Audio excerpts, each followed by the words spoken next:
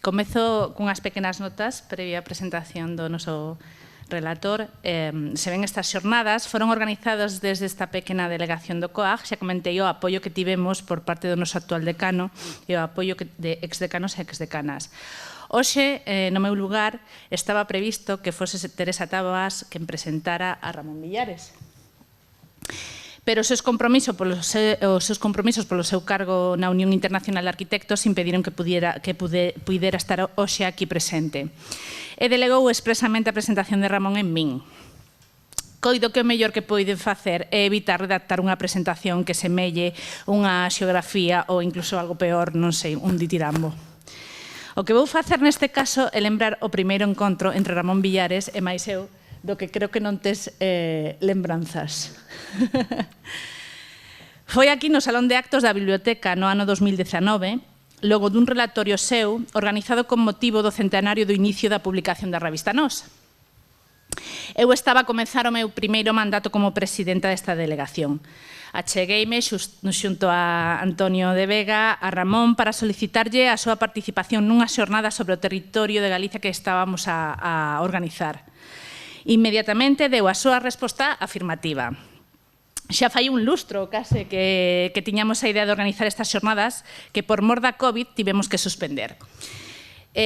Non poido esquecerme da conversa entre ele e eu horas antes do seu relatorio no que lle tiven que informar sobre a cancelación destes actos o día antes da declaración do estado de alarma. É inesquecible. Vou facer unha confesión. Aos meus achegados o que lles digo é que grazas a suspender estas xornadas eu lle salvei a vida a Ramón Villares. Eso que digo na miña casa. E Ramón, do mesmo xeito que fixo xa hai uns anos, non dubidou en dar resposta á nosa proposta para o ano 2024. Isto é simbólico. Todas e todos os participantes nas conferencias manifestaron con claridade que é preciso que desde diferentes ámbitos a sociedade galega ten que sentarse, xuntarse, falar, debater, escoitar e pensar sobre o que acontece en torno ao noso territorio. Confío en que isto que estamos a facer desde Lugo sexa o pistoletazo de saída para crear sinerxias entre diferentes institucións de Galicia con responsabilidades de cara ao común e que conformemos uns entornos de reflexión que teñan garantida a continuidade no tempo, que poidan ser de aplicación real e que acaden unha pegada profunda nas persoas e mentes que conformarán a futura sociedade galega. E agora sí presento ao noso relator. Ramón Villares é catedrático de Historia Contemporánea da Universidade de Santiago de Compostela desde 1987. Foi presidente do Consello da Cultura Galega desde 2006 ata 2018.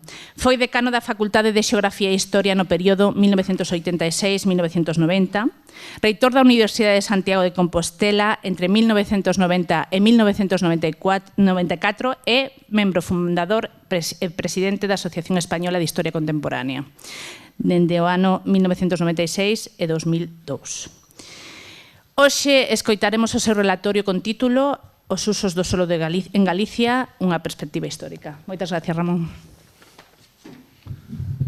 Moi ben, pois moitas gracias primeiro a Carmen, tamén ao Colexio de Arquitectos de Galicia, e a Antonio de Vega, que foi padriño. Si, recordo ben aquela conversa e dixen que sí un pouco inconscientemente, pero a palabra dada para min é máis que un documento, ainda que pasei a miña vida consultando documentos. Ainda o sigo facendo agora.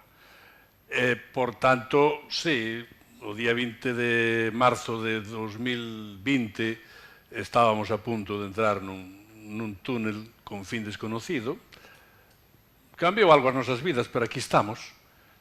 E felizmente pudemos recuperar, ou pudestes vos recuperar aquela idea, e eu non podía menos de vir aquí. De feito, non traigo un PowerPoint clásico con figuras e con gráficos e con fotos, senón con uns esquemas con certa gradación temporal para que os asistentes non se me perdan de todo nesta explicación que é de longo plazo, porque os usos do solo en Galicia non aparecen nun día e non acaban noutro, senón que é un feito que ten pois moito pouso, é unha das cousas que menos cambia, como a cultura, e que menos susceptible é ser mudado por decisións repentinas. Pero tamén, como despois direi, os usos van cambiando progresivamente e a razón de aceptar participar nun ciclo de conferencias que ademais ten moito peso arquitectónico, urbanístico, xeográfico, foi sobre todo por a miña condición de historiador, porque penso que para tomar mesmo conta do que hoxe sucede e do que se debemos facer para o futuro, se que somos capaces de poñernos de acordo sobre eso, unha mínima información histórica é precisa, porque non todo empeza hoxe, nin empezou onte, nin empezou o século pasado. E os dos usos do solo é un exemplo bastante evidente desto. De modo que aquí nos tropezamos con moitas cousas, nos tropezamos coa natureza dunha sociedade rural que vai cambiando ao longo do tempo, nos tropezamos coa relación da sociedade cos bens físicos sobre os que está asentada, é dicir, as terras, os espazos libres, os ríos, os montes. En suma, como se regula esa relación, que foi a través dun distintos modos de propiedade ou de titularidade, máis que de propiedade, e logo nos encontramos tamén con moitas accións externas a esa sociedade, especialmente desde o século XIX a través da acción primeiro do Estado liberal, logo dos sucesivas intervencións das administracións públicas que foron mudando dunha forma bastante decisiva a como regular, ordenar e resolver os problemas relativos aos usos do solo. Aunque parezca mentira que o solo pode determinar se se cultiva trigo, centeo, viño, aceite, que tamén se deriva da propia natureza, é evidente que os efectos externos influyen moito. A agricultura non está fora do resto da economía, nin do resto da estrutura económica, comercial de España, de Europa e mesmo do mundo. É sensible a todos esos cambios. Entonces, precisamos saber en que medida esos cambios son fruto da propia evolución interna, ou endóxena, que ten moito deso, ou son tamén fruto de influencias externas. Hai que decir, así como aportación inicial, que a sociedade rural galega, ou iso que chamou Abel Bullé o complexo agrario galego, que está máis ou menos formado nas súas liñas básicas desta época medieval, que dura até mediados do século XX, aproximadamente. E que realmente, como vos vou mostrar brevemente, experimentou moitos cambios. Pero hai un punto que foi moi importante, e é a relativa autonomía desa sociedade rural. Porque non estuvo determinada nin polos mosteiros de todo, nin polos señores de todo, sino que só parcialmente, nin polas cidades, que serían as primeiras consumidoras ou máis importantes de todo. É dicir, que foi unha sociedade rural relativamente autoorganizada, primeiro, e con unha evolución adaptativa, pero de carácter endóxeno, que durou prácticamente até 1950, 60 ou 70 do século XX. O que pasou despois é o caos. E isto explica o lugar no que estamos. Porque todo o que se fixo desde a época medieval até o século XX foi relativamente gradual e relativamente integrado polas elites rurais e mesmo pola gran parte dos habitantes e dos moradores no mundo rural. Unha vez roto esa relativa armonía, non digo que non houbera diferencias, non digo que toda fora unha Arcadia feliz, non, en absoluto. Pero rota esa armonía estructural, o que sucedeu foi o que está a suceder é outra cousa moi distinta. Acabarei un pouco con as reflexións da actualidade sobre o abandono, sobre a fragmentación, sobre os desleixos, sobre a urxencia de tomar conciencia desto e a urxencia de actuar tamén neste punto. E nese sentido, claro, o papel da historia é meramente podemos dicir, dunha pobre conselleira. É dicir, quen ten moito máis que dicir, pois será a agronomía, será a arquitectura, serán as ciencias da vida e os estudiosos do medio ambiental, da biodiversidade, mesmo hasta da poboación agraria e todo eso, pero a evolución histórica, pois sí, ten algunhas cousas que decir. Vou resumir moi brevemente o que son, pois, varios séculos, tamén moitos estudos que se levan feitos sobre isto, non? Especialmente por parte de xeógrafos, de historiadores, menos de economistas, algo de enxeñeiros, algo de agronomistas en xeral, pero, bueno, sublinharía sobre todo o papel de xeógrafos, de historiadores. Só para recordar, como unha síntese de todo isto, cando eu era estudiante, pouco de acabar, fixo furor na Facultade de Xeografía e Historia o libro de Jesús García Fernández sobre Galicia e o mundo atlántico, non? Era un tratado de xeografía, podemos decir, sobre a organización rural do mundo atlántico.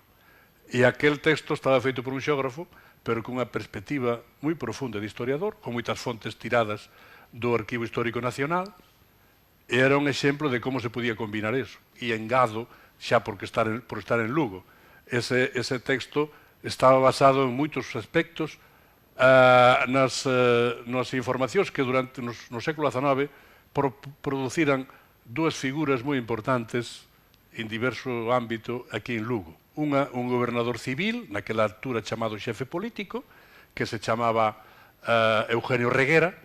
Eugenio Reguera non era de Lugo, viñera para Lugo, foi xefe político nos anos 50, creo que 60, estaba moi preocupado polo que acontecía no mundo rural, chegou a facer mesmo un pequeno dicionario de términos agrarios, que posteriormente, cando lle falei desto a José Luis Pensado, quedou moi asombrado e acabou por editalo el, nunha edición, que un libro que tuvo pouca circulación, pero Eugenio Reguera deixou moitos textos escritos que finalmente acabaron no Arquivo Histórico Nacional e ali se podían consultar, e se poden consultar mesmo ata hoxe.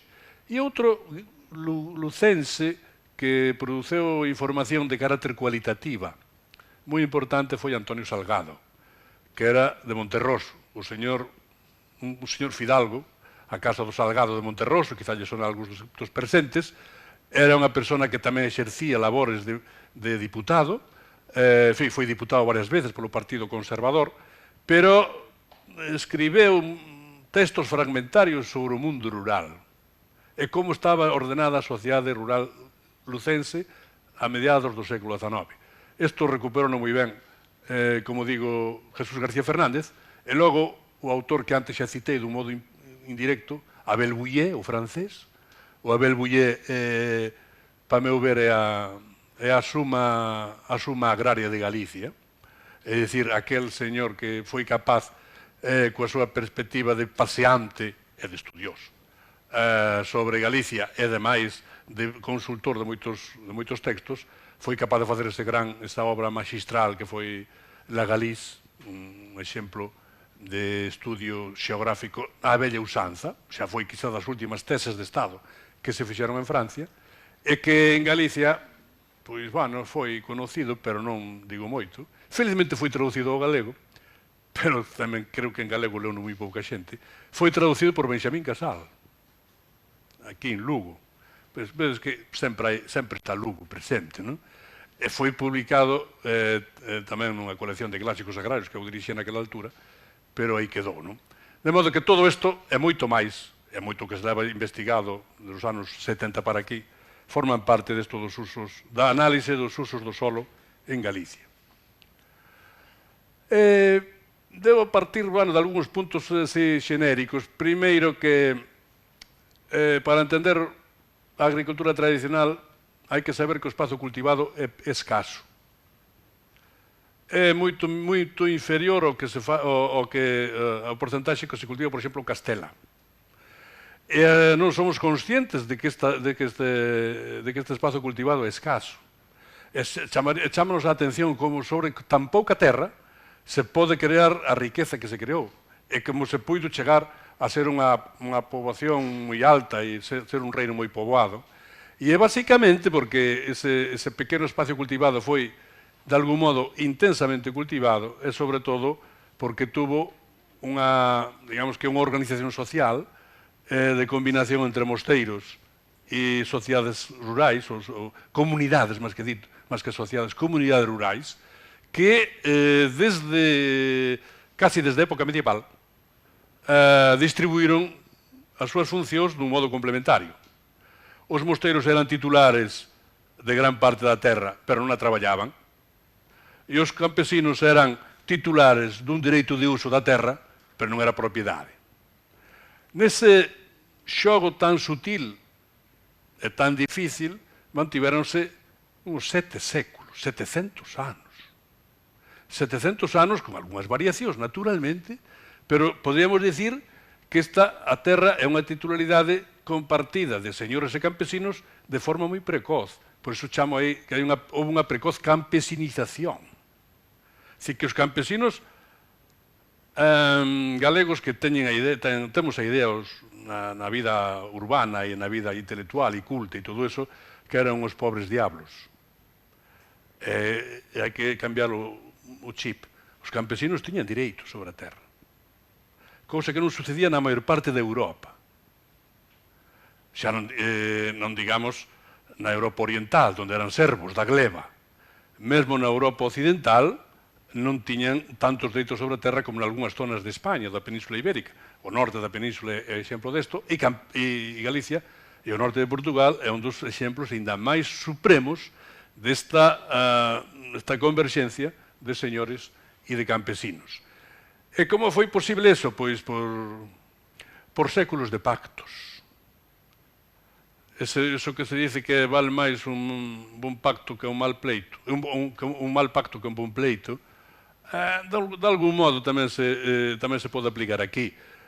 Aquí chamo a atención sobre 3 puntos. Houve unha territorialización dos dereitos dos campesinos sobre a terra. É dicir, que na maior parte da Europa os campesinos traballaban, pero dependían dun señor. E, por tanto, había dereitos persoais sobre eles. E os campesinos galegos foron capaces progresivamente de convertir as súas dependencias do señor en dependencias territoriais, en obrigas sobre a terra que traballaban, e non en obrigas persoais. Non eran servos, non eran criados, senón que eran persoas con algúns direitos que vivían nunhas comunidades organizadas nas parroquias, nas aldeas, que tiñan unha relación distante cos señores, pero tamén respetuosa. Nas igrexas os señores sentábanse ao pé do altar e os campesinos de pé para atrás, sin sentarse. Nos adros facían as reverencias aos señores.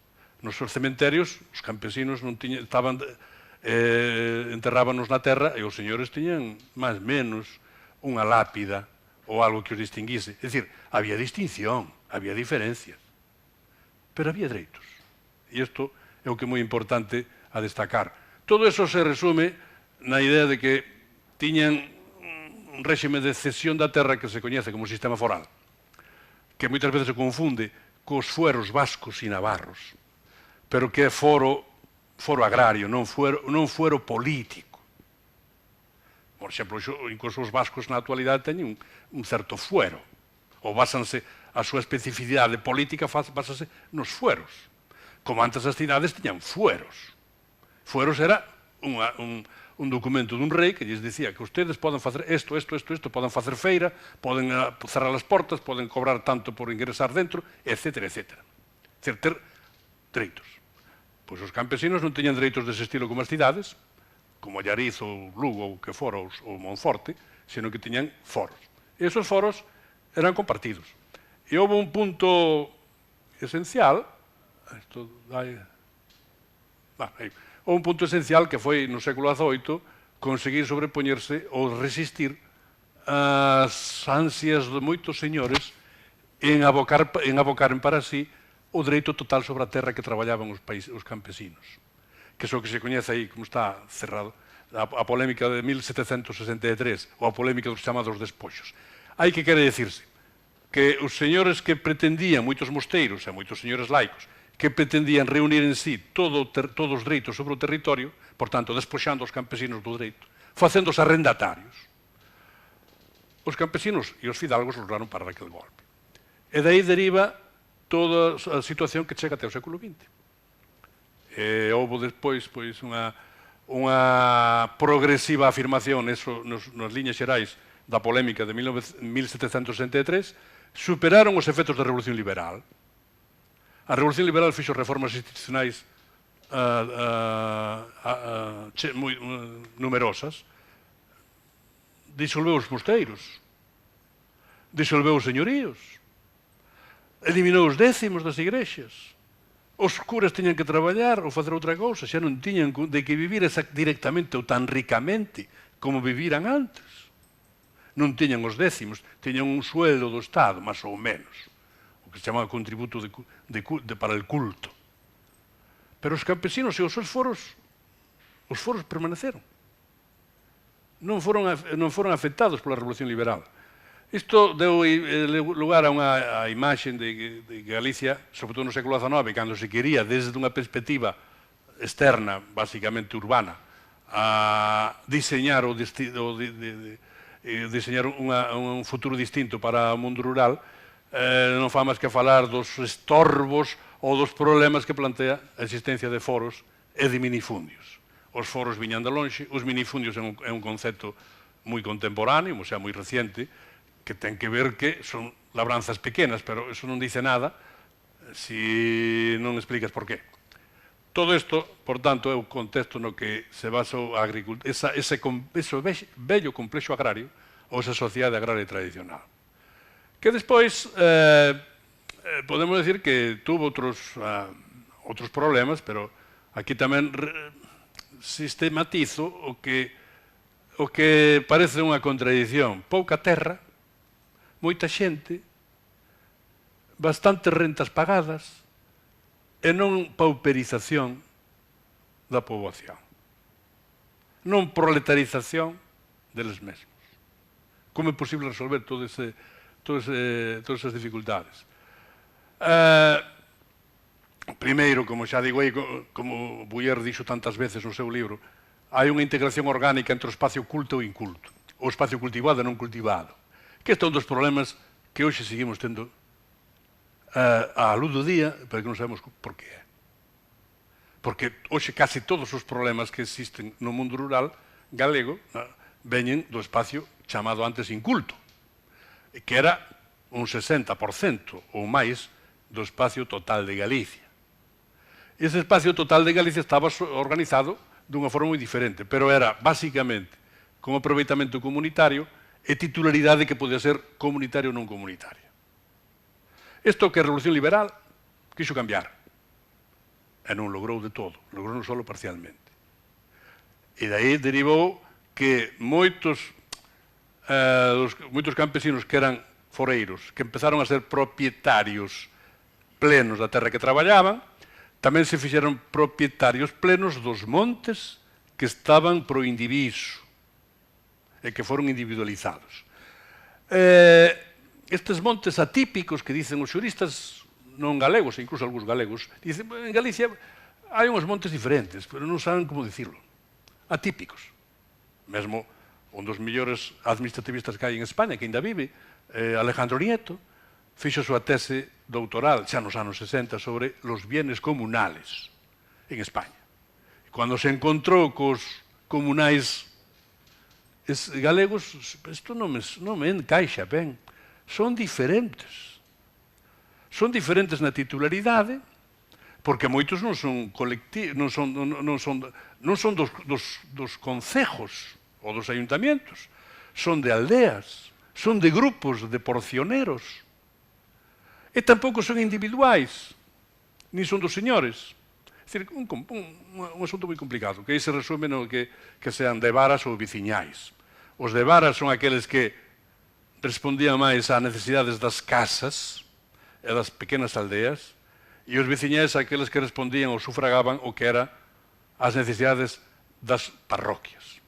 Unha parroquia pode ter 150, 200 casas abertas, ou que fora, ou máis, ou menos, e tiña un gran espacio de montes que se chamaban veciñais, que se aproveitaban de forma periódica, rotatoria e por acordos entre eles, e que eran ademais o soporte de todo o espacio culto, é dicir, en mulime, en pasto, en leña e todas estas cousas. Todo isto que permanece até o século XIX, e incluso boa parte do século XIX, prácticamente sin cambiar, con un gran peso do comunitarismo agrario, que chegou até o século XX, é dicir, un peso entre axudas, nas beceiras, nos fornos, no cuidado do gando, depende dos lugares, que en Lugo é un pouco menos. En Ourense ou en Pontevedra, especialmente en Ourense, moito máis. Galicia, como xa se dicía, Galicia é pequena, non é pequena, é un mundo, diríamos con risco, non? De modo que non vou entrar en esos detalles. Era un sistema que até o casi final do século XIX estaba non moi integrado nos mercados exteriores, un pouco no mercado interior español, bastante no mercado internacional a través de Portugal, especialmente a través da venta de gandos, etc. E isto era o que como funcionaba mesmo na segunda mitad do século XIX.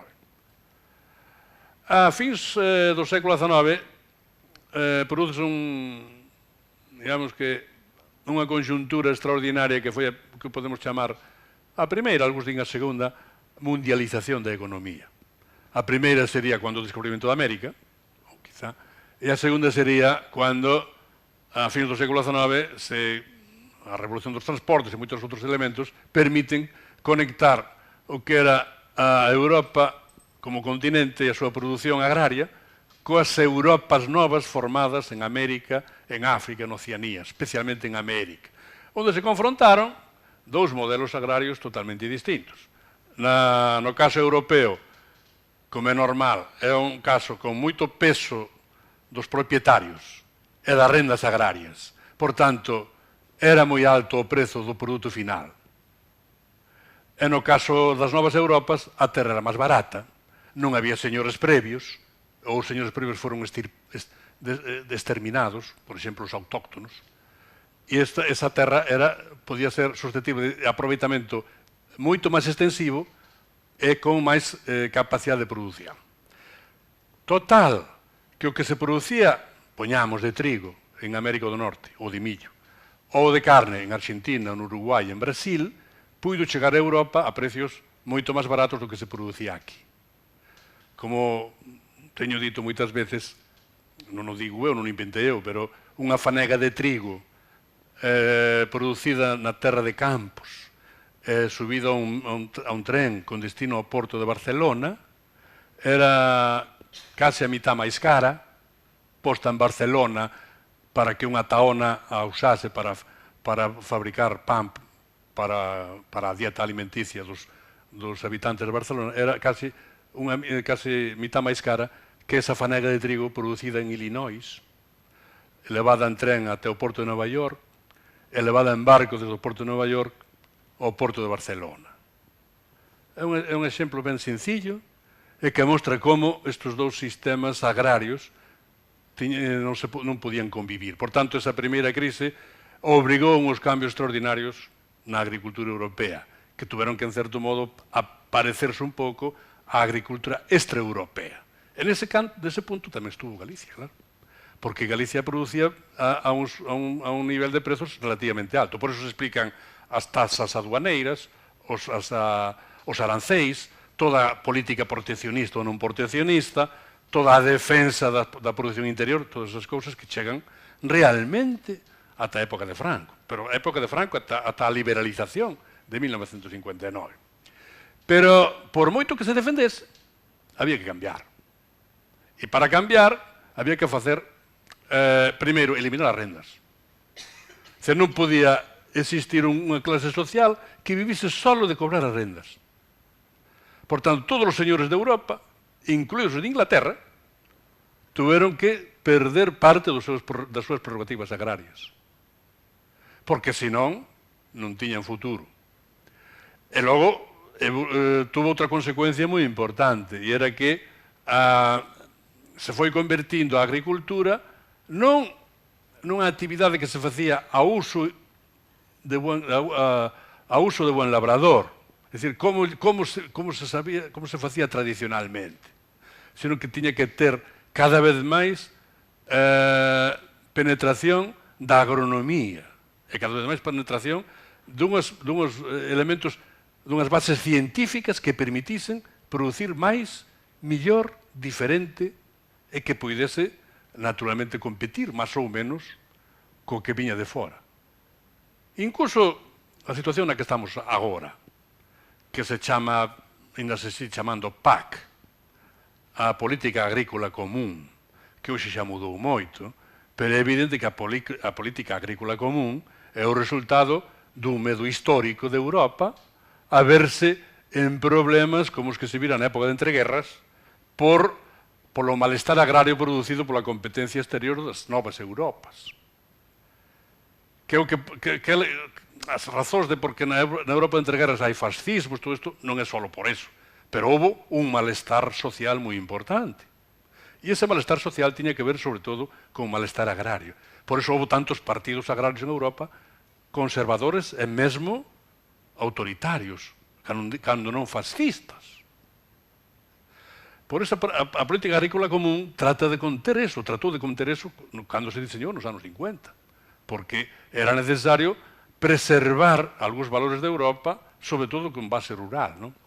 De modo que esta consecuencia da primeira crise mundial ou segunda, foi bastante importante. No caso de Galicia, isto significou eliminar os foros, porque os foros non se eliminaron antes porque non lle chegara o tempo.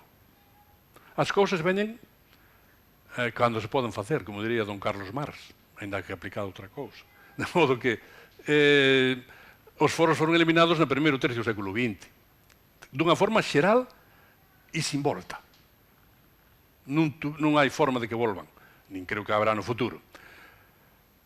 Iniciouse unha pequena revolución agrícola nos modos de explotación, de obter os recursos da terra, de poder producir máis e, sobre todo, millor, con novas sementes, novas razas gandeiras, novos sulfatos, introducción dos principios da agronomía para a produción da terra. Porque a terra hoxe xa non produce nada se non se lle pon nada.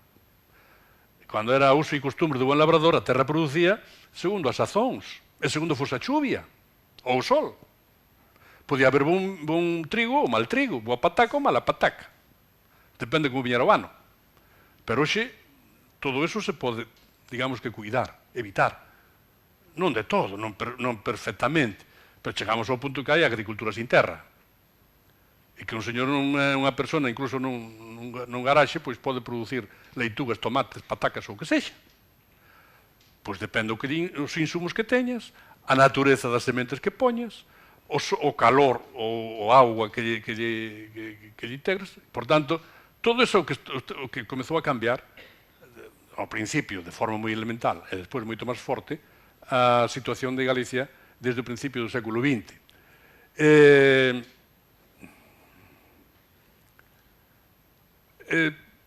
Isto está aquí resumido nestes puntos, a derrota dos rendistas, o individualismo agrario, a forestalización, primeira fase da forestalización, e a aplicación da agronomía á pequena labranza. Todo vai na mesma dirección. É dicir, todo isto que significa? Significa que a agricultura comezou a ser un sector que tiña que ser tratado polas administracións públicas non desde o punto de vista da súa propiedade, que foi a obsesión do liberalismo clásico. A ver como garantizo que os que son propietarios poden seguir sendo propietarios. E a ver como garantizo que os dereitos sobre a terra non se perdan. E a ver como evito que os arquivos non sexan queimados. E a ver como logro que os xuicios sexan gañados polos propietarios e non polos que protestaban contra iso. O século XIX está cheo de moitas destas... En Andalucía que trataron de queimar arquivos enteros de casas nobiliarias. Por qué? Non era porque foran exactamente moi bárbaros del norte, con perdón dos bárbaros, senón porque no fondo era un modo de loitar a favor de sí. Se non tiñan dereitos, o sea, se non tiñan papeles, os señores non podían justificalos. E, por tanto, Nos, os que traballamos a terra, teríamos máis ocasións de poder asentar os nosos propios dereitos. En fin, que todo isto en Galicia se fixo dunha forma relativamente rápida e ordenada na primeiro tercio do século XX, eliminando os foros, iniciando os repartos preventivos dos espacios comunais, preventivos.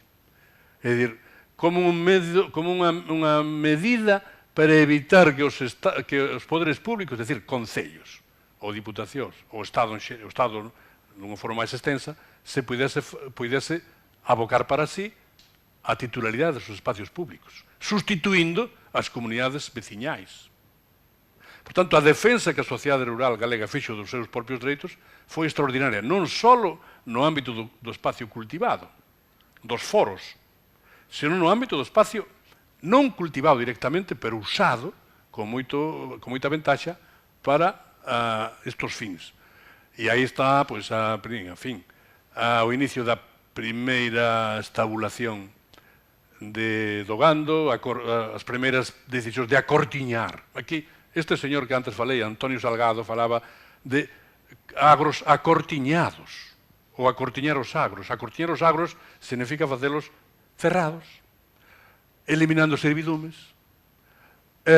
máis intensivos na súa produción, por tanto, creando un modelo agrario distinto, integrando que a agricultura coa gandeiría, usando a gandeiría como, a través do esterco, medio de fertilización da terra, que sempre, por definición, produce pouco, porque a terra, se non se traballa, se non cae o sotor do home sobre ela, apenas produce nada. Todo iso foise logrando pouco a pouco, non? E tamén coa introdución de algunhas melloras agronómicas. Non é a granxa hoxe de Mavegondo, que ainda está aí á beira da autopista, tuvo un precedente que era a granxa de Monelos, e a granxa de Monelos foi un faro para transformar a agricultura galega, posibilitando campos de demostración agraria. E houve algunhas comarcas de Galicia, poñamos, por exemplo, unha que está cerca de aquí, Ortigueira. En Ortigueira, na parroquia de Senra, construíuse un campo de demostración agraria, e iso explica a grande expansión da agricultura e, sobre todo, da gandeiría do Ortegal no primeiro tercio do século XX, pero fixáronse na zona de Pontevedra, en Ourense e moitos outros sitios. Igual que a Misión Biolóxica foi unha institución científica fundada pola JAE, é dicir, pola Junta para a Ampliación de Estudios, promovida pola Institución Libre de Enseñanza, pois foi importante para toda a selección gandeira, o estudio do millo, os estudos do castaño, da tinta do castaño, e así tantas outras. Nada da agricultura se pode decir que quedou libre de que un pouco de intervención pública e un pouco de ciencia e un pouco de actividades por parte dos campesinos estivese presente. Isto xa nos encara cara ao final, que as crise máis abrupta da agricultura tradicional se produce desde os anos 50 e 60, ten que ver co desarrollismo da época franquista, o inicio, evoluiu naturalmente, ten que ver con a intensísima emigración, o sea, éxodo rural, mellor dito. Non só a emigración que podía retornar, senón a emigración sen retorno, que iso é o éxodo. É dicir, emigración de activos que deixan de estar no campo e deixan tamén de vivir no campo, pero sobre todo deixan de traballar no campo. Claro, moitos deixaron de forma parcial, por iso se inventou lá polos anos 70, 80, a idea do campesino, do labrador, simbiótico. E simbiótico quería dicir que tiña un horto na cidade e un horto na aldea. O que traballaba na cidade, na Citroën, por exemplo, en Vigo, e tiña un hortiño, pois, en Pontareas, ou nas aldeas de Porriño, poñamos por caso, ou en Ferrol, podía traballar nos esteleiros, e, en cambio, pois, en Naraí, ou hasta nas Pontes, ou, se me apuran, hasta na Terrachá, podía ter un trozo de terra onde podía facer, dos fins de semana, etc., un traballo. Esa fase foi unha fase transicional. Hoxe xa non hai apenas, nin estatísticamente, hai labradores, campesinos simbióticos. Xa nos consideran os propios nas propias estadísticas agrarias. Non é que desaparecesen, porque todo o mundo é simbiótico, porque todo o mundo, ou non todo o mundo non, pero moita xente que ten un hortiño, ten unha terra, ten unha herencia, ten un que sea, acabarei falando desto, pero o que quero dicir é que hai unha bruta desagrarización. Tanto é así que en 50 anos baixou, menos de 50 anos, en 30 e tantos anos, baixou a tasa de poboación activa agraria, baixou desde un 80-70% a un 20%. Hoxe está nun 6 ou 7% a poboación activa agraria. Está quasi, claro, moito antes se fixo en Inglaterra, se fixo nos Estados Unidos, noutros lugares, pero en Europa isto foi un proceso bastante lento, que se fixo durante 50, 60, 70 anos. En Galicia fixose moito menos, moito máis rápido, e moito máis abrupta. E isto provocou unha progresiva mecanización e motorización, houve unha fase de mecanización que é incluso con forza animal, nunha fase dos anos 40, 50, despois unha motorización, logo unha especialización que chegou a un punto que hoxe é casi monocultivo. O 40% do leite que se produce en España produce en Galicia. Iso por qué? Porque foi capaz de transformar as reses, a cabana gandeira, con a frisonización intensísima, foi capaz de integrarse nas redes da agroindustria e adaptarse e asumir tamén en parte as políticas activas da PAC e das políticas agrarias europeas, e ao propio tempo foi mudando os usos da terra. E os usos da terra que empezaron a perder funcionalidade dos anos 60 foron cambiando en parte, facendo dos montes antigos, montes comunais ou montes veciñais, sobre todo montes comunais de vara, non montes veciñais, que iso é moito máis complicado. Foron facendo praderías naturais e convírtense, por tanto, no soporte territorial das granxas leiteiras que en gran parte de Europa non teñen. Porque o problema, a obsesión por ter soporte territorial é relativamente lóxico, porque evita unha dependencia excesiva da agroindustria e dos insumos procedentes do exterior, de forma de piensos, sobre todo, tamén da maquinaria non importa, senón sobre todo de piensos. Cuanto máis reduzcas o peso do pienso, teóricamente, un pouco máis, non digo barato, pero un pouco mellor podes defender os teus costes de produción. De modo que isto que se produce nos anos 60, tamén unha repoboación forestal, que é resposta ao abandono do monte, a que deixa de cavarse, deixa de recollerse o mulime, deixa de haber rebaños de gando que o cultivan naturalmente, e, por tanto, abandónase, que é o que hoxe, a situación na que hoxe estamos situados, un abandono no canto dunha xestión. Claro, poño aí, por exemplo, o caso dos xabaríns. Todo o mundo protesta dos xabaríns. Pero claro, os xabaríns, nalgún sitio teñen que estar. Entón, se non o temos acotado, é evidente que temos que convivir. Claro, os campesinos queixanse moito dos xabaríns, poñamos, ou outras especies, ou de outros predadores. Pero todo isto deriva de que? Deriva da non xestión integrada dos espacios abandonados. E con isto, porque xa levo non sei se me pasei da hora, Carmen. Non. Bueno, pois vou acabar xa. Porque quería deixar algo para o coloquio, se hai preguntas. Non, vou acabar, espera. Vou acabar chamando a atención sobre estes, para reciclar un pouco, o sea, recapitular un pouco todo isto. Claro, temos unha situación verdadeiramente extraña. Moitos millóns de parcelas, a pesar do trampantoxo que é a concentración parcelaria, que foi un mal negocio, na meu opinión. Sei que os enxeñeiros agrónomos opinan de outra forma, pero eu respeto a opinión técnica, pero bueno, a miña intuición, non é unha conclusión científica. Estas millóns de parcelas teñen bastantes centos e millóns de propietarios. Pero temos un número de labranzas activas moi baixo, e que vai seguir sendo baixo, ainda máis no futuro. Actualmente está pois, en 6.000, 7.000 granxas. O cual quere dicir que desapareceu o campesino como figura sociolóxica. Xa non se pode dicir que quen está no campo é un campesino, senón que é un farmer, é un agricultor, é un empresario agrario, que está ao mellor robotizado, que vende todos os días a unha industria a maior parte da súa produción, que compra insumos para manter esa granxa tamén dunha forma sistemática, que se encontra con un pequeno problema, que aí é onde está algo do que aquí teríamos que considerar, que é que a terra sigue sendo limitada. E, sobre todo, a terra está limitada polo que eu me atrevería a chamar un estorbo, o novo estorbo da agricultura galega.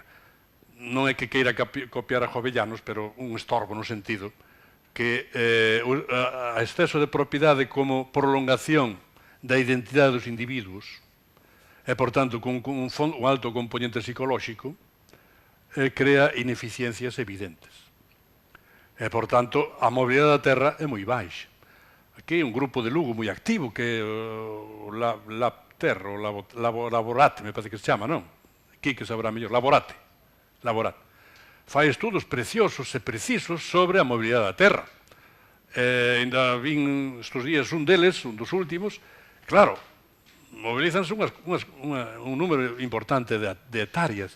Mobilizar quere dicir ou ben vender e comprar, ou ben arrendar, ou ben ceder ao banco de terras.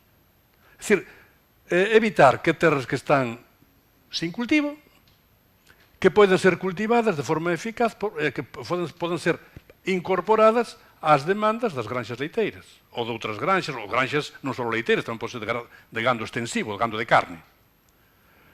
Pero esta mobilidade é bastante difícil de lograr, porque hai moitas reticencias, hai moitas ineficiencias, hai moita xente que xa non sabe onde están as terras, non sabe cal é a súa titularidade. O catastro en Galicia foi feito daquela maneira. É moi tarde.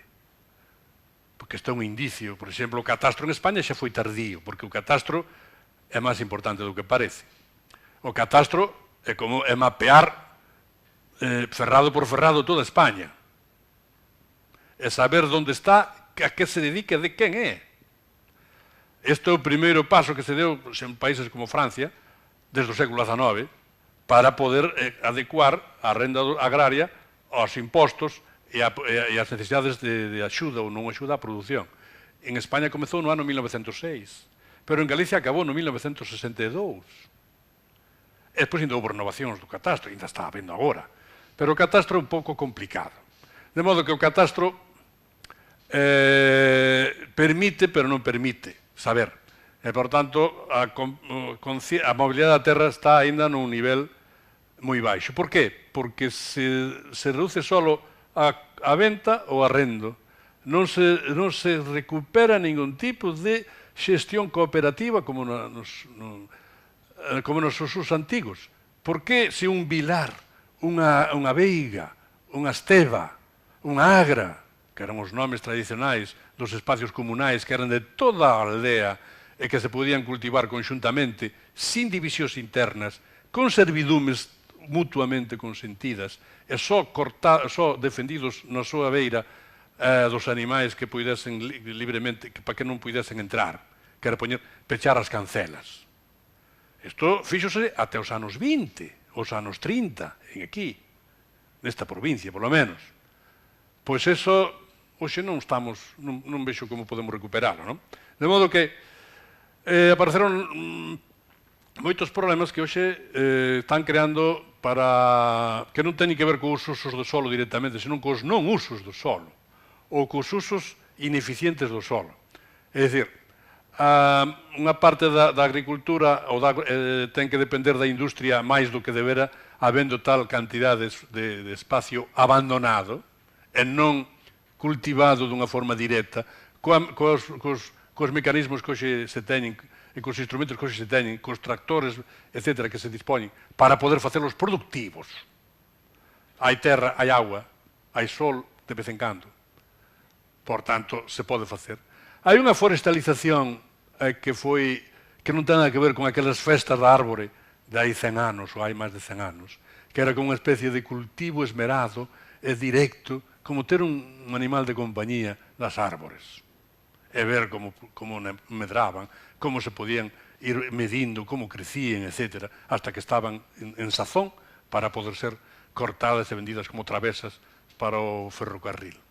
Xa sei que estou sendo melancólico, pero todo isto agora ten outro problema, que o abandono do espacio non cultivado ten o problema dos incendios, que se dedican moitos millóns de euros, centos de millóns de euros, a súa prevención e extinción.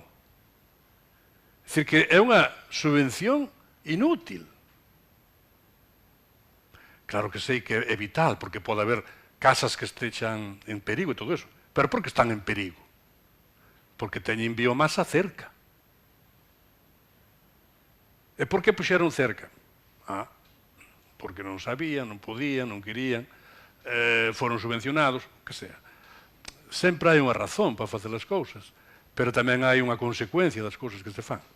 De modo que a forestalización abusiva, o abandono do inculto, a proliferación de incendios, incluso o uso urbanístico desmedido, sexa pola concentración parcelaria ou non, dos espacios próximos á zona abandonada, ten estas consecuencias.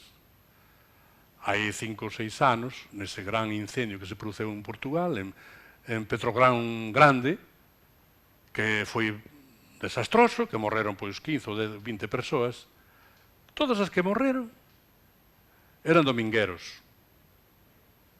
Que chamamos aquí popularmente domingueros. Creo que só unha non. É dicir, xente que estaba ali, que tiña unha casa, que fixera porque herdara non sei que, e ao ver o lume non sabía como actuar. Os que eran dali souperon e quedáronse nos sitios en que podían quedar, hasta nos pozos. E non morreron. Hai un exemplo clarísimo de como, digamos, a formación, a cultura, a experiencia pode axudar a facer, a resolver estes problemas. E agora veñen os eólicos, que tamén é outro problema que está sobre a mesa, que ten tamén algunhas consecuencias. Non direi que non son os incendios, desde logo, na miña opinión, pero que tamén está afectando a todo isto. En suma, que duns usos do solo relativamente armónicos, integrados, que funcionaban, non direi perfectamente, pero que funcionaban porque resolvían un problema. Eso, a sociedade rural tradicional foi nos abandonando, escapou ou fuxiu, non escapou, non cedeu a propiedade, non ten incentivos para facelo, ou non ten mecanismos adecuados para facelo, e, por tanto, estamos nun calexón sen saída, realmente. E isto que hoxe o pensamento agronómico, de enxeñería agraria, pero tamén de socioloxía agraria, e que a veces gabinetes de psicólogos deberían ser moi activos, igual que os xuristas, os notarios, ou que sexa, debían ser moi proactivos neste campo, e os arquitectos tamén abandonar aquilo, non creer naquilo que mira ti vai facendo, porque o mira ti vai facendo conduce ao caos. E o caos é o que destruye ou deteriora unha sociedade. De modo que con isto acabo. Quedo aberto ás preguntas que me queiran facer.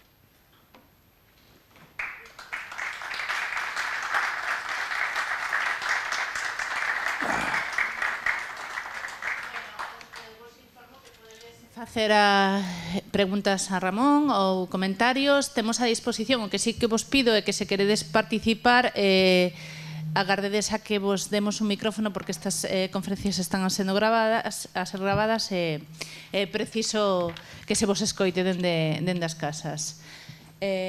O que penso tamén é que non podo deixar de decir que tedes que ver o resto das ponencias porque creo que a posibilidade de ver todo completa unha imaxe moi interesante.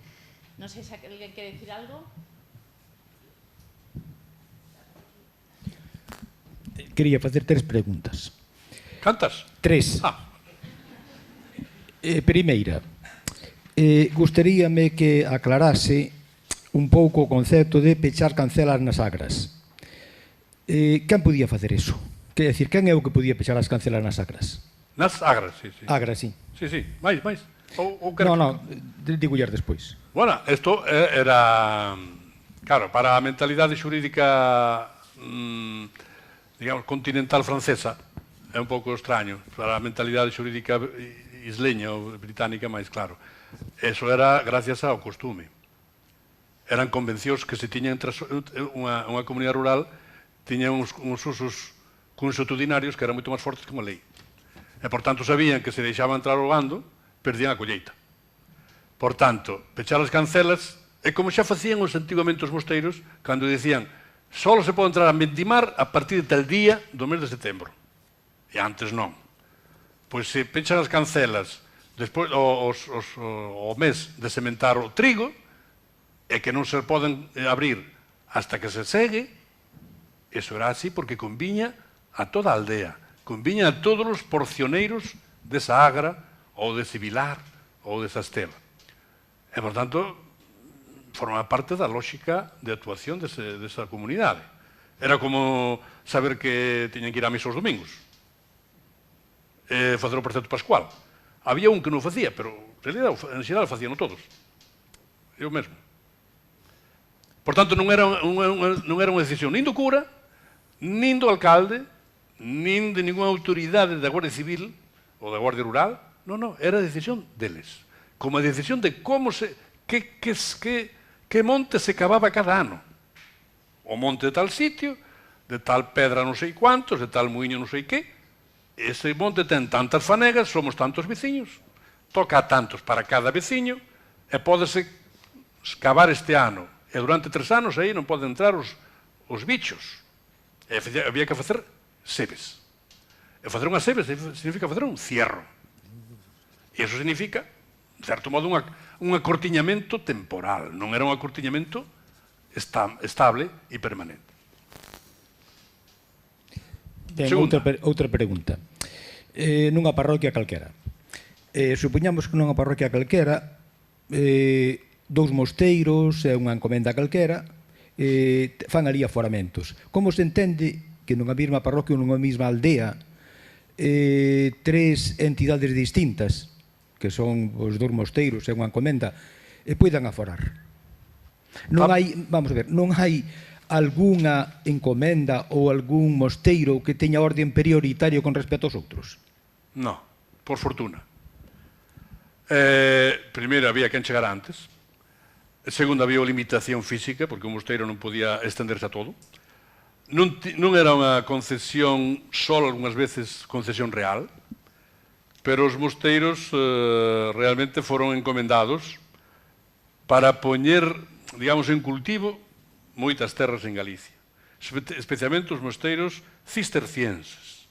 Mas que as encomendas eran militares e, por tanto, eran moi pouco activas nese punto, porque vivían de outro tipo de ingresos. Pero os mosteiros vivían, sobre todo, dos ingresos procedentes da terra. Especialmente os mosteiros Meira, Samos, Monte de Ramo ou San Vicente do Pino, bueno, todos os mosteiros que podemos imaginar. Entonces, claro, os mosteiros tiñan diversidade de modelos para ceder a terra. En principio, esa terra era cedida dunha forma, casi podemos dir, informal, porque o control sobre a comunidade era tan directo que naide se podía quedar coa terra que estaba traballando, porque lle caía unha pauliña. Pero esa situación foi evoluindo até o punto que os mosteiros, digamos que, tuveron máis incentivos para facer unha cesión estable que para que evitase os gastos de un control diario, anual, do control sobre esa terra. Ser propietario non é fácil. mellor dito, daquela non había propiedade, ser titular dun dereito, exixe ter cuidados, gastos, pleitos, etc.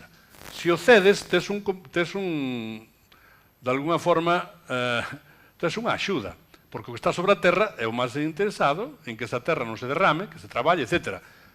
Que ten que facer? Pagar unha renda. A renda pode ser alta ou baixa, depende como sea.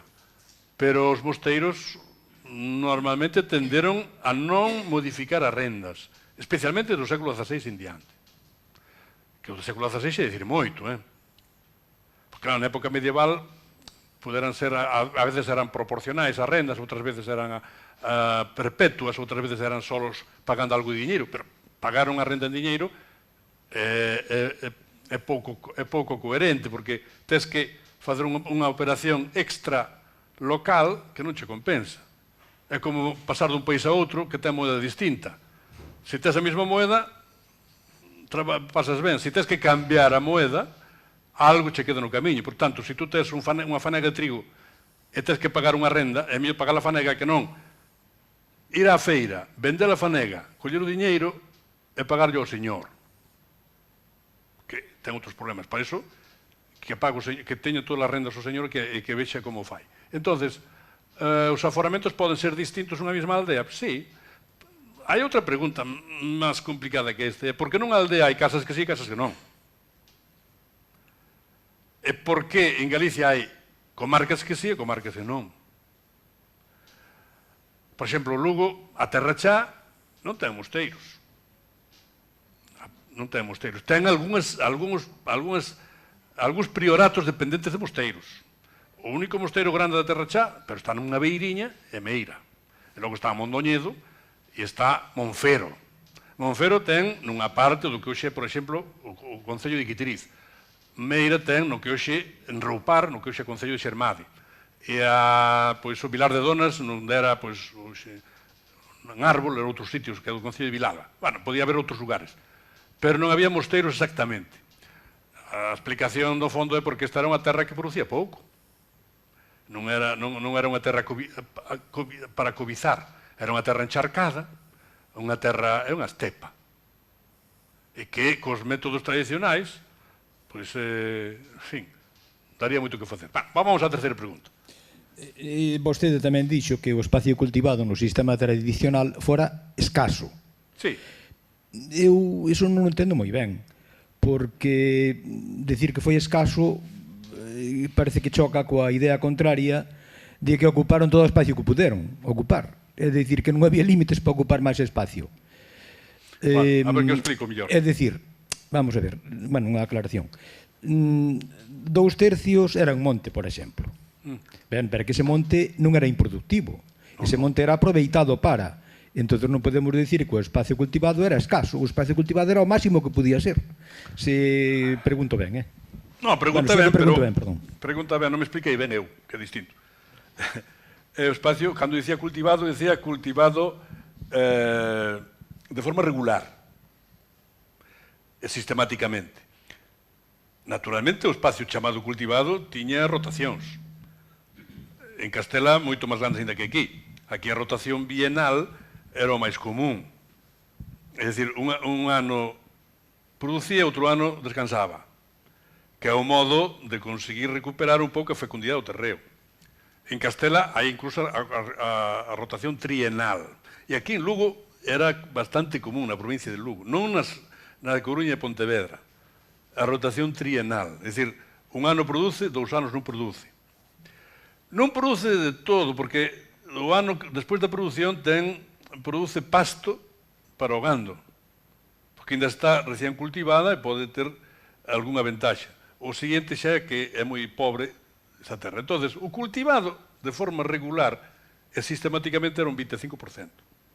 Era o que nos catastros, incluído o catastro de Ensenada, se atribuía a cada casa. Se un vai ver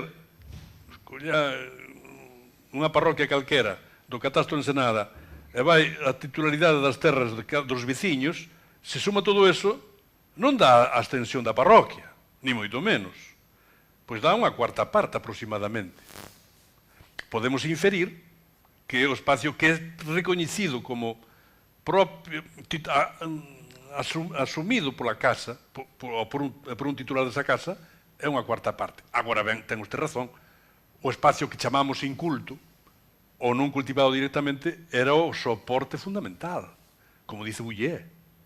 Pero era o soporte porque daba pasto, porque daba leña, porque daba madeira, porque daba trigo, centeo, porque daba toxo. É dicir, daba moitas cousas. Tamén chegaron hasta a sementar toxo.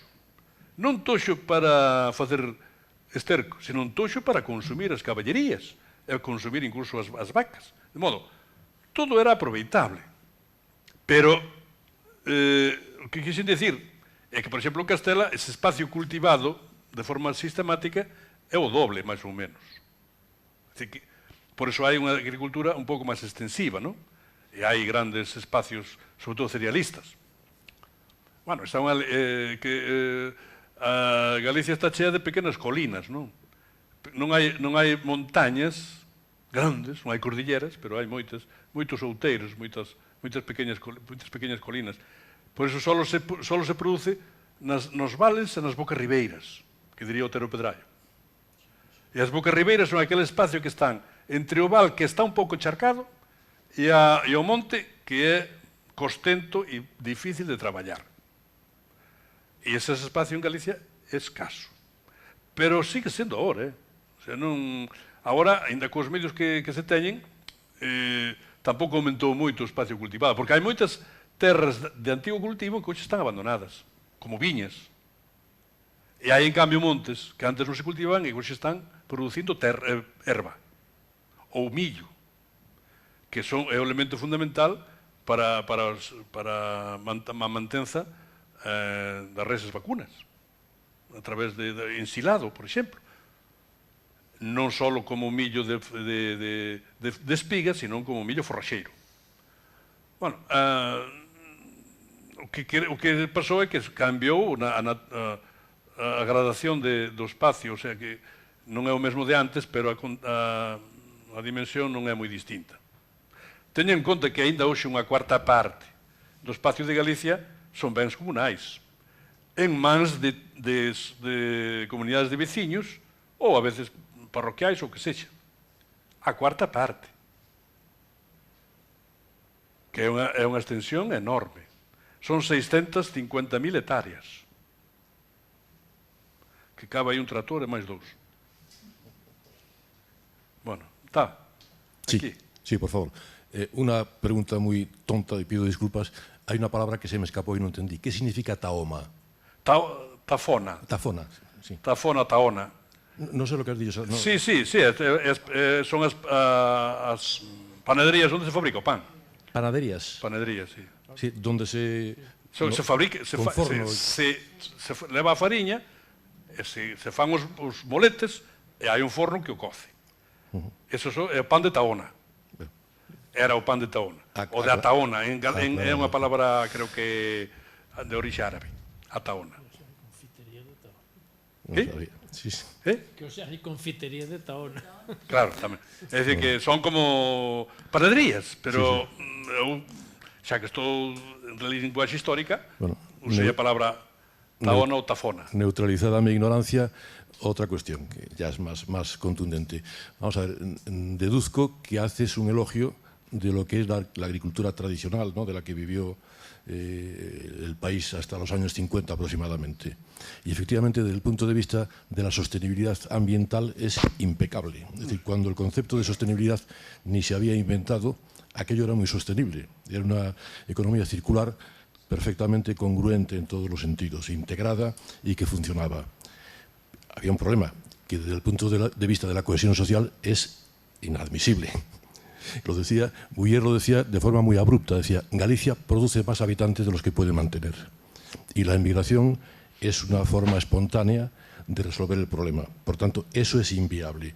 Y si es inviable ese tipo de agricultura tradicional, la pregunta es: ¿qué se puede hacer? Bueno, uno de los instrumentos, de las herramientas que han utilizado con mayor o menor éxito, no lo sé, eso los agrónomos, que habrá por aquí alguno, lo saben, es la concentración parcelaria. Sí o no. Y deduje, no, lo has dicho, que no tenías claro que fuera algo positivo. Simplemente que nos aclares, por favor, por qué razón consideras que no es positiva la concentración parcelaria. Bueno, respecto de primeira, non, quizá sí, podese deducir das minhas palabras que son un pouco melancólico da agricultura tradicional, pero non, eu non creo que iso fora viable hoxe, non? Ni moito menos. O que son melancólico é de non ser capaces de facer a transición desde os mecanismos de funcionamento da agricultura tradicional a unha agricultura intensiva actual, non? É dicir, os mecanismos que permitían un uso adecuado do espacio, do solo, para estes fines que agora temos, que son distintos dos fines que les tiñan. E é onde aí temos un pequeno desfase, que se pode resolver, pero que, desde logo, era inevitable, e máis tardou demasiado, que a agricultura galega se pudese incorporar ás pautas da agricultura europea que xa da chamada primeira, segunda, incluso terceira revolución agrícola. E que fixo esta adaptación é un pouco milagroso, porque fixeron os mesmos campesinos que antes andaban co carro de vacas. Pasaron do carro de vacas ao tractor e logo á granxa na mesma xeración, porque foi tan abrupto que non houve unha transición ordenada no sentido que fora unha gradación xeracional. Entón, eu creo que foi maravilloso, pero insuficiente. Foi un éxito, pero é un éxito que ten algunhas limitacións. As limitacións son que non son só achacables aos campesinos, aos granxeiros, aos que producen leite, senón ás políticas públicas. As políticas públicas. Que creo que aplicaron a Galicia un rodillo, como se fose cualquier outro lugar, sin coñecer a súa propia historia. Isto non pode ser o que é unha explotación na Lombardía italiana ou na illa de Francia en Francia, ou en Alemania ou en Holanda. É son eu? Perdón.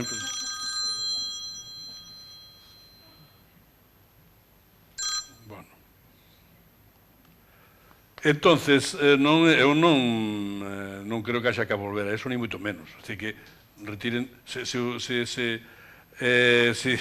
da miña intervención se deduce eso, pois é que o fixen totalmente mal. Segundo, o da concentración parcelaria. Bueno, a concentración parcelaria en Galicia funcionou mal. Primeiro, porque é moi difícil de facer. Segundo, gastouse unha cantidad inxente de recursos na concentración parcelaria. Terceiro, salvo algúns casos moi concretos, hai aquí exemplos nesta provincia. O exemplo do Concello da Pastoriza é excepcional, porque se fixo a concentración en todo o Concello, máis ou menos, creo que non sei se en todo, pero maioritariamente, e transformou cualitativamente a vida dos moradores dese Concello. Nos máis casos, fixose nunha aldea, nunha parroquia ou máis. E agora, nos últimos 20-30 anos, a concentración parcelaria foise facendo sobre todo nas áreas periurbanas. Nas áreas periurbanas, donde tivo fundamentalmente consecuencias de especulación urbanística. Especulación urbanística. Que, para os campesinos, para os propietarios desos lugares, quizá fora unha boa inversión, pero creo que para o fisco público, para a sociedade, non é unha boa inversión. É dicir, que inverte, poñamos, millóns de euros en facer unha concentración parcelaria na parroquia de tal, da que despois non se retira ningún tipo de resultado para o conxunto da sociedade, senón para os titulares de terras desa parroquia. Eu son crítico con ese sistema. Non quere dicir que porque a concentración parcelaria de que deriva? Da obsesión de combatir o minifundio. Só deriva deso.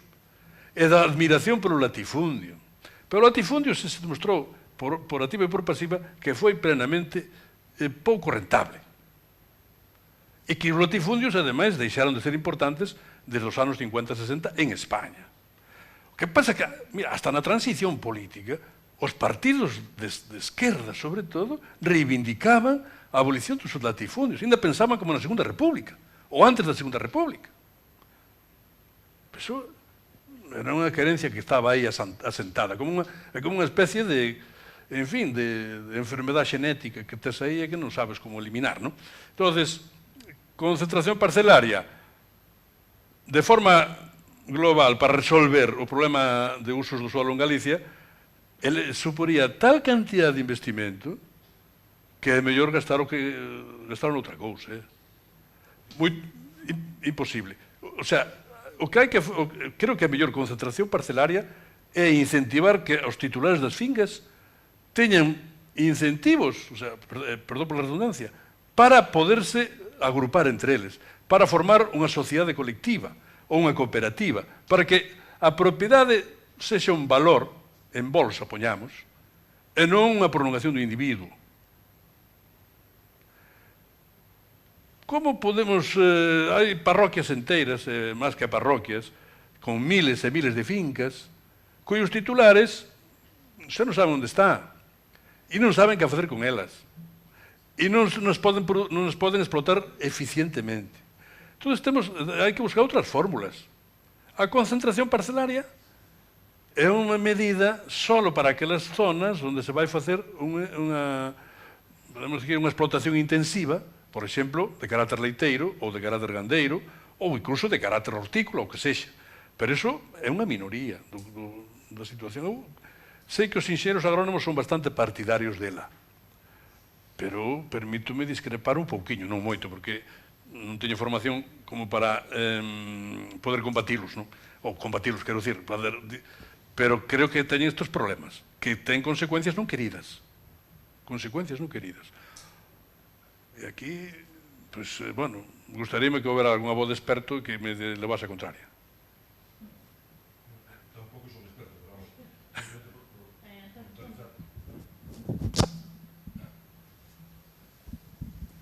El tema de la concentración parcelaria es simplemente para que la agricultura pueda ser mecanizada. O sea, una agricultura no mecanizada en estos tiempos no es viable. Si no entra el tractor o si entra y después no puede salir, no vale. Hay zonas de Galicia en donde el parcelario es un espectáculo. Es decir, la zona de Bergantiños es espectacular. Además que yo no sé, y aprovecho para hacer una pregunta, esto sí es una pregunta, ¿cuándo empieza el proceso de partenogénesis del parcelario por razones de herencia? Que una parcela se divide en 5 si son 5 hermanos y demás, porque eso es algo que está en el origen de todo ese minifundio, ¿no? En parte, por lo menos, pregunto. Sí, bueno, hai dos modelos, así xenélicamente hai dos modelos en Galicia, o modelo da mellora e o modelo da partición igualitaria.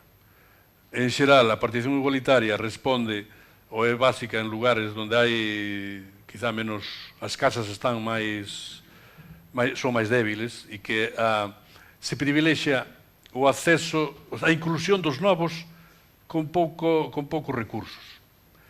Donde hai melloras, onde as casas son fortes e que deben ser defendidas esa forza da casa frente ao peligro que ten unha partición, que os que non son herdeiros son remunerados de outro modo, estudiando, sendo na igrexa, no exército, na burocracia ou que sexa, como se fixo, como se fai en Cataluña e en moitos outros lugares. Entón, en Galicia tamén hai modelos de mellora e modelos igualitarios. Por exemplo, aquí na zona desta parte de Lugo, é bastante común a igualitaria.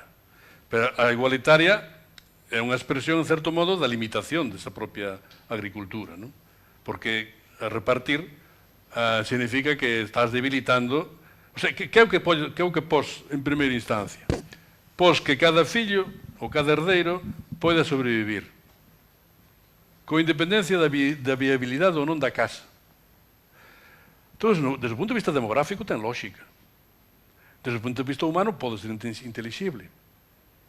Pero desde o punto de vista económico ten algunhas dificultades ou ten algunhas limitacións.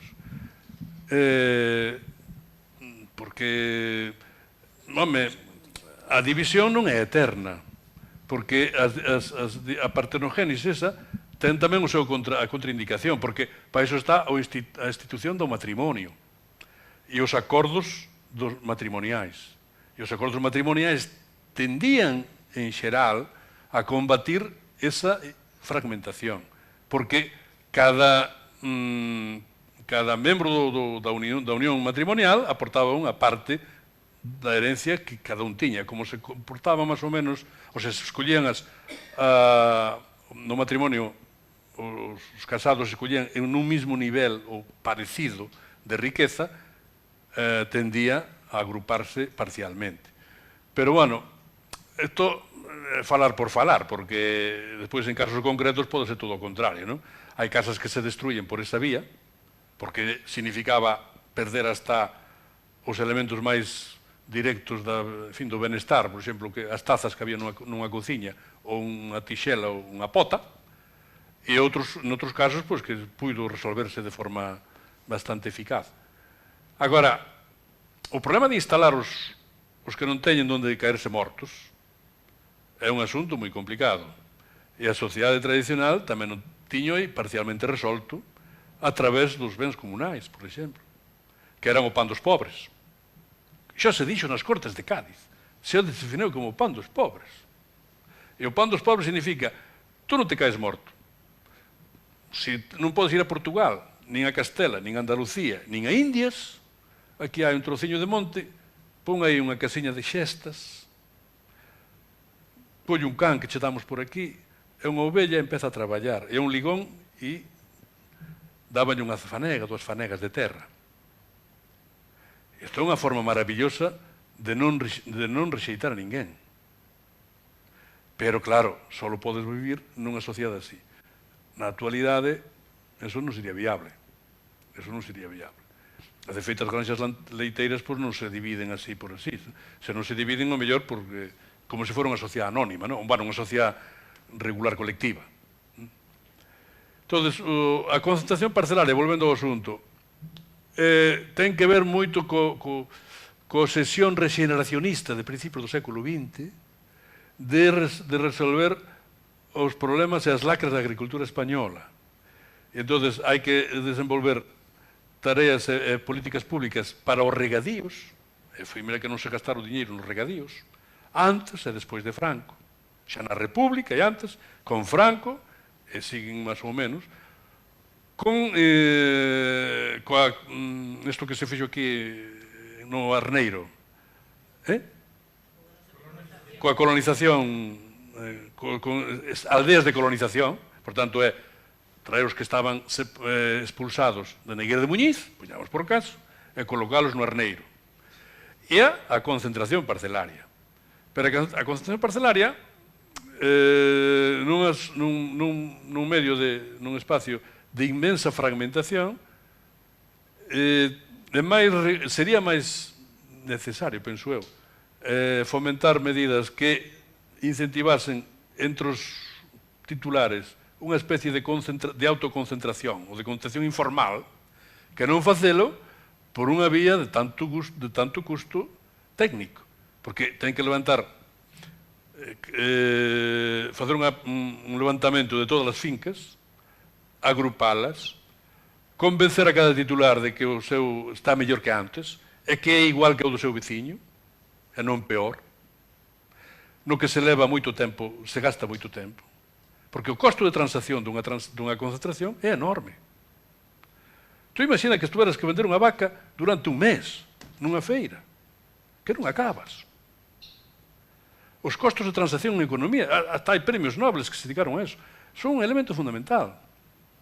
E no mundo capitalista o costo de transacción ten que ser contado tamén.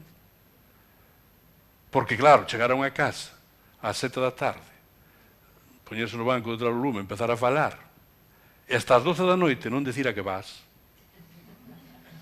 como era tan común, eso é antieconómico. Dice, mira, eu veño aquí e quería isto, quería comprar esta finca. Canto quero por ela? Ai, non. Pero primeiro ten que saber cantos fillos tes, quen son os seus padriños, cantas vacas tes, canta tal, merendar algo, despois facerlle a cova ao patrón da casa, e finalmente, cando xa a punto de irse, dice, bueno, o que querías? Non é así? Bueno, entón non me deixa por mentirosos aquí presentes. Si me deixas dicir unha cosa, perdona. Sí. Eu fago plans xerais, os plans xerais de fracamiento, pero... Antonio, veña. Micro. Gracias, perdón. Digo que explico muchas veces, así en foros reducidos, con el GIS ahora puedes hacer superposición de 20.000 capas. Sí. Capa de usos, capa de alturas, capa de lo que quieras, ¿no? Y superpones y puedes interpretarlo. Pero hay una capa que es intrasladable, que es la capa antropológica de las relaciones que hay entre los ciudadanos. Eso el GIS de momento no lo permite todavía. Bueno, menos mal. Aquí.